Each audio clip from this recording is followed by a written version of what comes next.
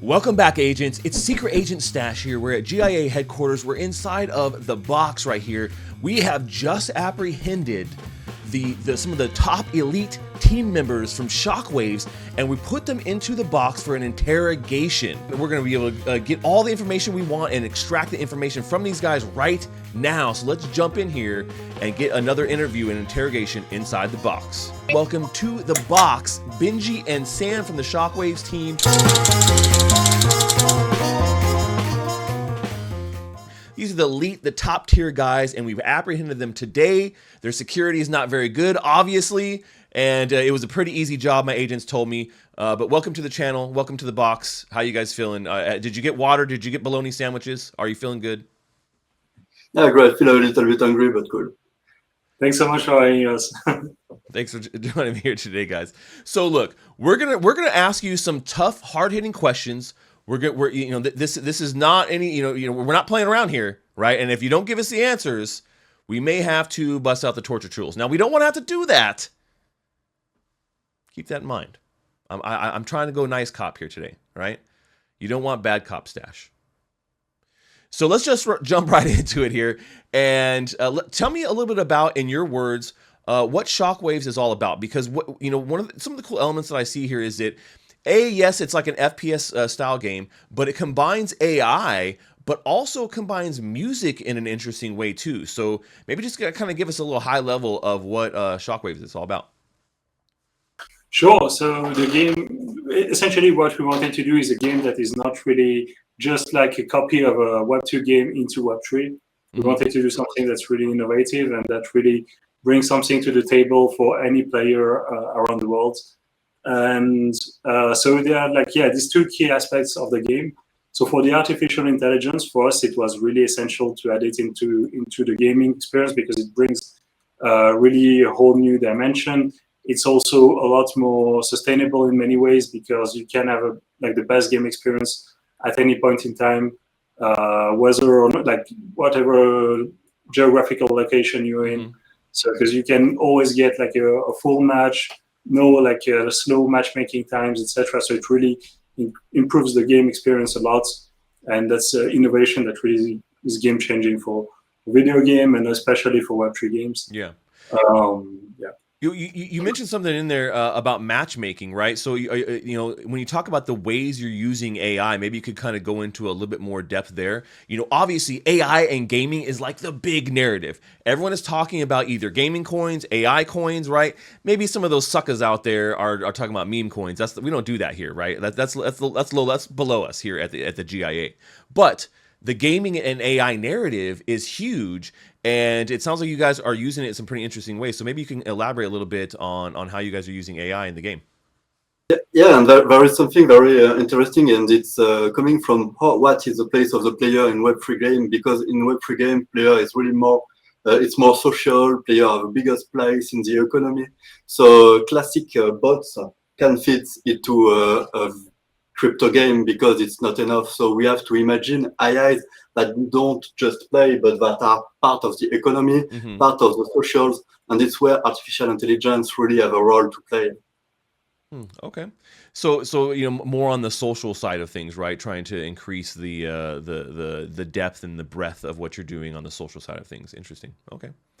Yeah, because when you're talking about some of those things, one of the key words I heard Benji say right there is matchmaking was one of those ones, and that's something that I tend to see being an issue with a lot of games in general, especially like in development type of games, being able to efficiently matchmake, with players of maybe even just the same numbers on each side of each team, right? Let alone skill level, right? Based upon numbers and data. I think that's a pretty big thing, right? And it's mostly important if you make a competitive gameplay. Yeah, exactly. Yeah. It definitely makes it more competitive if you can get the right players into the right lobbies. One of the things that we've seen recently is a lot of claims of kind of like botted lobby, record attempts where players are literally, using a noob character to start a lobby, and they're partied with their main is partied with that noob character. They start the lobby with the noob, and then pull the old switcheroo, and then they go out there and like decimate this crazy like noob or bot lobby and like rack up crazy high numbers, right? So like things like that wouldn't be happening when you're incorporating like AI elements into like an FPS game of this nature, right? Yeah, I mean, at least it makes it possible to really like kind of avoid these things and always get like, not like a super laggy experience because you're like far away. So it really makes it possible, and really it allows you to have like a game that is running at any stage of development. It was especially useful when we are starting like in alpha, and that's really essential. And I think it makes it possible to have like also multiplayer games that are like PvP, and otherwise it would be more difficult. So that's really a game changer. Yeah, no, I totally agree. I think that's, like I said, a big pain point right now. Now, kind of shifting focus here to the music side of things. Tell me a little bit more about this, because when you go to your website and you look at the branding and things like that, that's one of the things you kind of see right off the bat. Like, how does that play into this as an FPS game as a major element outside of just like, oh well, it's a game. Shit, man, there's background music. That's how we do it. But tell us a little bit more about that, because that's pretty cool. Okay, so yeah, sure. We wanted to integrate the music a lot, like to be kind of to add a degree of immersion into the game, and we wanted it to not be just something that you hear, but it's also has a visual impact on the game. So like there are lights in the game that will move with the music. All this is synchronized across players, so everybody is listening to the same music, and also it has an impact on the gameplay. So when you're shooting, it does a bit more damage if you time it right with the music. Really? If you do like killing in time, let's go. All right. Exactly. The goal was really to make it so you feel like you're in a trailer when you're playing the game. So you feel like everything is kind of around you is cool. Is like moving with the music. You feel like you're kind of part of something really cool going on. You can like double jump if you time it right with the music. So it really makes the gameplay unique, and that's something that doesn't really exist in any video game in Web 2 neither. So it's really something specific. Yeah, and there is no repetitiveness because every situation is different, because there is a lot of tracks, and all tracks give you a different gameplay. And this with procedurally generated maps make it a game that is not boring, because every time you play, you are in a situation you've never been before. Yeah, that's crazy, because when you talk about an FPS game, right, the idea always is that learn the map, right? That's always a big thing. Like that's my first thing is when I go into a new FPS game, I need to learn get where are my surroundings. Where am I? Where are my exits? Where are my pickups? So things like that. And I think that having a procedurally generated map every time is different, a little bit different. Is it puts you in a situation of like always starting again, right? You're right, because it is a unique and interesting way to kind of a state to put the player in, I would say. It's cool. Yeah, and there is another big difference with classical FPS games is in a game nothing move except allies or enemies. With the music in Shockwaves, everything is moving, lights are moving, so you don't have the same repair to see where are the enemies, because you have to look more into the picture. Yeah, it's not just things that are moving. Right. Yeah, that definitely makes a quite a unique experience, I would say. When you kind of stack all those things together into one puzzle, right? Yeah, absolutely. It's what we want to do. No, and I like the music element of something like that. It's kind of like it's like, okay, like, let's take Dance Dance Revolution and just give you a gun. That can be the pitch of the game. I mean, like, think about it, man. You guys got to do an arcade version where it's like you got the gun, like it's a handheld thing, but you're doing dance moves, and like you get extra flips and you're getting extra bullet like damage, and I don't know, it'd be funny. It'd be funny. Yeah, absolutely. And it's really cool too, because FPS are really immersive. You really have to focus into the picture, and with the music, it's really like you are immersed. You have an immersion into the sound itself, and it's really hypnotizing. A lot of players say that I was like in an hypnotized state while playing Shockwave. Yeah, that's crazy. I could see that though. I mean, I could definitely see that where you know what you're doing is syncing up so well with the music that it feels almost like a performance more than it does like you know what I'm saying, like more of a performance more than it is just playing a video game. Like, you know, you're creating a performance that like that matches right with the music, and that's something that you could see like you know, professional dancer doing, or you know what I'm saying, like in a kind of funny way, right? But this instead you're doing is like professional killing, you know, Actually, taking out all of your professional, you know, putting a hit on all the other players, right? So I mean, like, you know, but in time and doing it with class and style. Yeah, definitely. Yeah, I'm on board. I like it. I like it. You know, so when it comes to this game, definitely a unique you know, like a unique style of gameplay loop here, right? How do you guys feel about, you know, having such a unique kind of gameplay that sets you apart for sure? But then do you guys also feel like that sometimes it, you know, maybe it's too different where people don't get it or they have trouble picking it up? Have you felt that at all with this game as you guys have been developing it? So far, no. I think it's been the game itself. Like if you used a first-person shooter, it's really the same mechanics in terms of like how you know what you have to do, the controls. Also, the onboarding of the game is really simple. Mm-hmm. Basically, it's like it's on Elixir. You don't even need to necessarily have a wallet when you join the game. So it's like the onboarding is really super easy. Yeah. And like the controls are the same. It's just there's like kind of an extra dimension that is really difficult to master. But if you're new, you can still play the game, enjoy it, and maybe you won't get why you're getting killed, but slowly you will get better and better. Slowly you get more in rhythm and so yeah, I mean, and that's one of those like skill gap things that I think a lot of FPS players actually really enjoy, right? Where it's like, hey man, if I can get really good at timing with the music like this, that's going to give me an advantage in this game, right? It's going to give me an advantage. I'm going to be able to earn.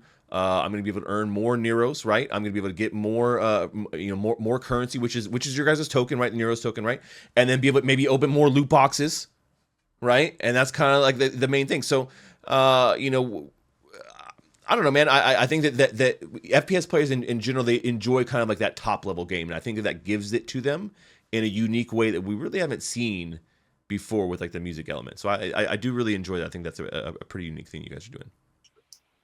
Yeah, I think it's yeah. We really wanted to make something new and something cool. So, now, you know, looking at kind of like the play and earn element here, right? So going in and tell me a little bit about how that works, right? With the NEUROS token and playing to earn, and then, you know, getting loot boxes. Just kind of give me a quick primer on that, so I can go and rack up the kills and go make some money. Yes. Yeah. So essentially, like the way it works, you don't get really directly tokens as you play. Mm-hmm. So you don't get like NEUROS. You get kind of a server version of it called the X NEUROS. Mm-hmm. And you get this, and you get like loot boxes. And so when you play the game, you will get, you know, more loot boxes, more of these tokens that you can use to open it. And inside you get items that you can later tokenize and sell on the market. We also do like tournaments where you get directly NEUROS tokens on your wallet. We airdrop it, so we do like usually every week we do a tournament, and you know it's really intense. You have to be quite good because people like our community, they are becoming really good at the game. So in the tournaments, it's pretty tough for newcomers. Sweaty, but it's all right. But it's also challenging. So it's a lot of fun, and yeah, like all these items you can like, you know, you get items that you can tokenize, you can sell them on the market. And I mean, this is like something we're like finishing up and for like the development, but it's really essentially this. Yeah, and recently for the tournaments, if you want to play, we recently enlarged the range of winners. So because there was more and more players, so there is more and more who can be rewarded for their participation. So we're gonna continue to extend this with players coming. Continually add more players for tournaments and running them weekly, basically, right? Still, cool. Okay. That's great. That's a great opportunity to be able to like actually play and learn and do it, in a consistent manner, right? Which I love. Now, look, guys, what I will say is that one of the reasons why we pulled you into the box today was to get some of this high level intel. And now we got a tip. We got a tip off that your guys' currency, NEUROS, is coming to a centralized exchange. Now, we're here to be able to confirm or deny that information. I need you guys to let me know if this is happening and where it's going. I need you guys to tell me this info right now. Otherwise, don't make me bust out the torture tools. I don't want to do it, but if you don't give us what we need, then I'm going to have we to. have the right and attorney for. Yeah, I don't know where you have heard this, but Don't. oh, okay. If I have to, I will. Do you like your eyeballs? I see that you protect them well. Yeah. He's like, all right, give me the intel. All right, fork it over. Is this happening? And what's going on here? Tell us about this, man. Come on. So I don't know if we can, like, if we're really at liberty to say, but it's. I mean. Yeah, we really hope that they have tweet before the release of the video, because we could have some problem if not. Okay. Okay, we'll tell you. So yes, indeed there is a centralized exchange coming. Knew it. For this week, so it will be on the 2nd of May. And yes, we cannot tell you more though. Can't tell us more. Come on, you got. Where are we going? What is this going? We going Binance? What are we doing? What is this? Is this Coinbase? Where are we going here? So, well, if we're getting tortured, we'll have to say it. So it's the listing will be on MEXC. MEXC. All right, let's go. Perfect. That's great, man. Congratulations, guys. It's going to be the first listing of the token. It will be 1 year after the IDO. So we are pretty excited, and it's a huge step for the project. Well, it should be really cool. Yeah, I mean, we really wanted to kind of like, last year was really development, like building the project, making everything sure that all the tech is ready, all the contracts, everything is like the game is ready. And now this year will be more to focus on letting people know about the game and kind of onboarding new users, getting to somewhere where it's really, a big thing with many people, and because many people haven't really heard about the project, we didn't communicate much before, but like now it's really time. Well, I think that's important, right? To focus on building the game first. Some projects are putting, kind of token sales, NFT sales first at times, and then building a game later. And, man, I'm not going to lie, at times it just does not work out, guys. We know this, right? So thank you guys for building a game first and making something cool and interesting and different. And that takes guts just off the bat. And then doing Web3, you're adding another layer of guts, another layer of moxie. So I appreciate you guys for doing this. Well, hey, Benji, Sam, thanks so much for joining me here and dropping all the intel. I'm actually really happy that I didn't have to burn your eyeballs out to get that information. Glad it's confirmed here. And you guys, go check out Shockwaves. You can go download it on Elixir, right? You guys get it on the Elixir launcher, which is our friends. They're getting ready to launch a token here pretty soon too, which is pretty sweet. So good to see you guys. With that big news for the listing on MEXC. And then, go play Shockwaves and let me know what you guys think in the comments below. Go down, and it's free to play, right? Everyone can go play it right now. They can just go download it, check it out, start playing, jump in the tournaments if you get good and you're getting funky, right? There you go. There you go. All right, guys. Well, that is all we have for today. Once again, Benji, Sam, thanks so much for joining us here. I know you didn't really have a choice in it. Our agents have apprehended you. They're really good at what they do, but we do thank you for your time here and your information. But agents, that is all we have for today. As always, this briefing never happened. Secret Agent Stash, over and out. Secret Agent Stash. Secret Agent Stash.